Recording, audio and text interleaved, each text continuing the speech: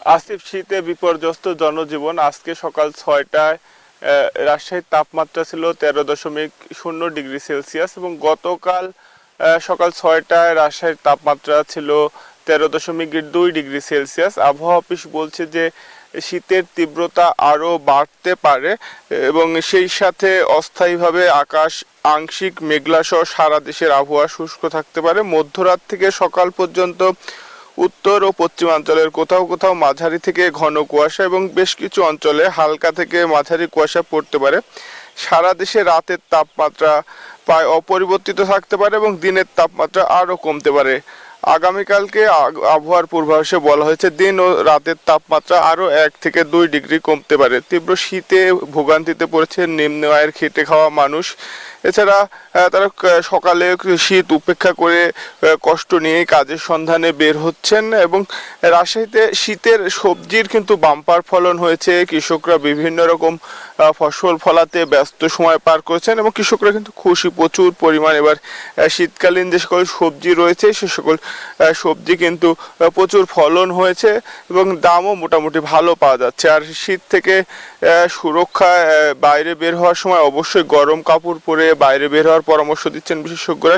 সেই সাথে ফুটপাতে কিন্তু গরম কাপড় বিক্রি বেড়েছে, সেসব কাপড় পরার ব্যাপারেও বিশেষজ্ঞরা সতর্ক করেছেন যে এসব কাপড় কিনে অবশ্যই গরম পানি দিয়ে গরম পরিষ্কার পানি দিয়ে ধুয়ে ব্যবহারের পরামর্শ দিচ্ছেন। না তাছাড়া কিন্তু চর্মজাতীয় নানা রোগে আক্রান্ত হওয়ার আশঙ্কা থাকবে বলে কিন্তু জানিয়েছেন। আর সবচেয়ে বেশি সতর্ক থাকার কথা বলেছেন বয়স্ক এবং শিশুদের ক্ষেত্রে। তাদেরকে যেন কোনো অবস্থাতে ঠান্ডা না লাগানো হয় এবং বাইরে বের করলে অবশ্যই পর্যাপ্ত পরিমাণ গরম কাপড় পরে বাইরে বের হওয়ার পরামর্শ দিচ্ছেন। সেই সাথে যারা শ্রমজীবী মানুষ রয়েছেন, খেটে খাওয়া মানুষ রয়েছেন, তাদের বিষয়ে বিশেষজ্ঞরা বলছেন যে তারা যেন ঠান্ডাজনিত বা ঠান্ডা লাগে এই ধরনের খাবার যেন না খায়, সেই পরামর্শ কিন্তু বিশেষজ্ঞ চিকিৎসকরা দিয়েছেন। এই ছিল রাজশাহী থেকে সর্বশেষ। আসিফ। ধন্যবাদ আসিফ। আসলে মৌলভীবাজার জেলায় মৌলভীবাজার সদর উপজেলার নাজিরাবাদ ইউনিয়নের এই এলাকায় কিন্তু একটা বিশাল ফিশারি রয়েছে। এই ফিশারির চতুর্দিকে কিন্তু সারি সারি খেজুরের গাছ কিন্তু রয়েছে।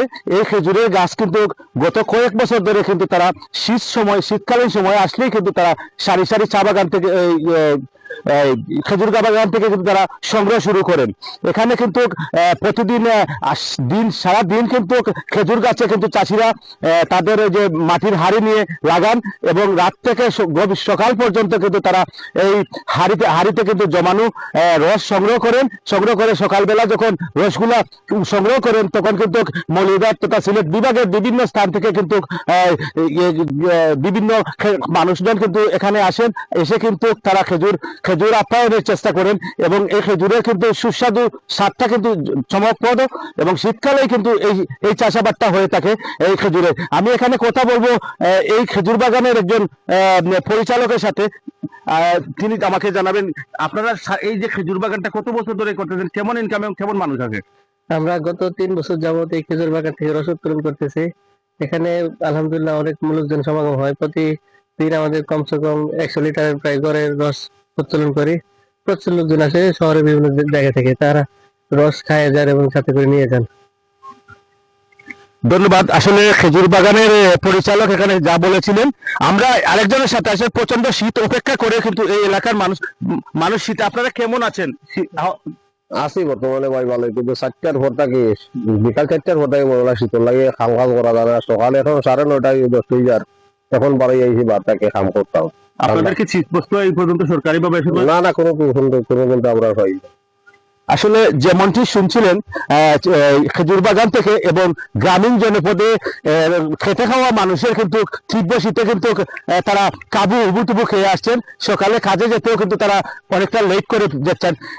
আমি আবহাওয়া অফিস আমাকে জানিয়েছে গত এক সপ্তাহ ধরে কিন্তু 10 থেকে 13 ডিগ্রির মধ্যে কিন্তু আবহাওয়া ঠান্ডা রয়েছে।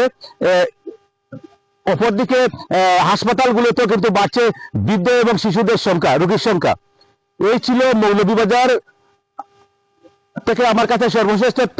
আমি ফিরছি আসিফের কাছে। ধন্যবাদ আপনাকে। এবার চলে যাব মাগুরায়। মাগুরায় রয়েছেন আমাদের সহকর্মী রাশেদ খান। রাশেদ, মাগুরায় কেমন শীত অনুভূত হচ্ছে?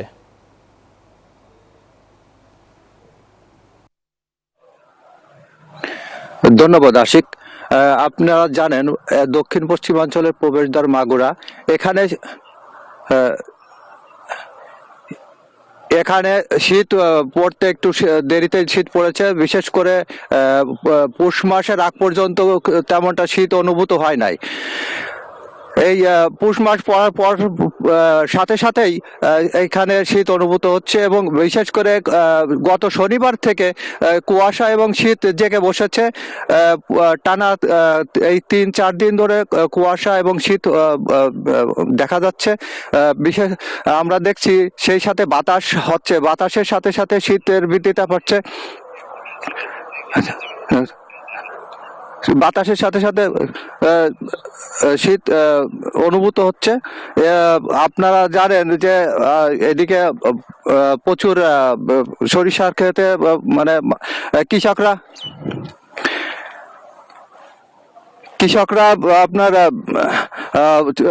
বিশেষ করে চিন্তিত হয়ে পড়েছে যে এইভাবে কুয়াশা পড়তে থাকলে কিভাবে তাদের ফসল নষ্ট হয়ে যেতে পারে।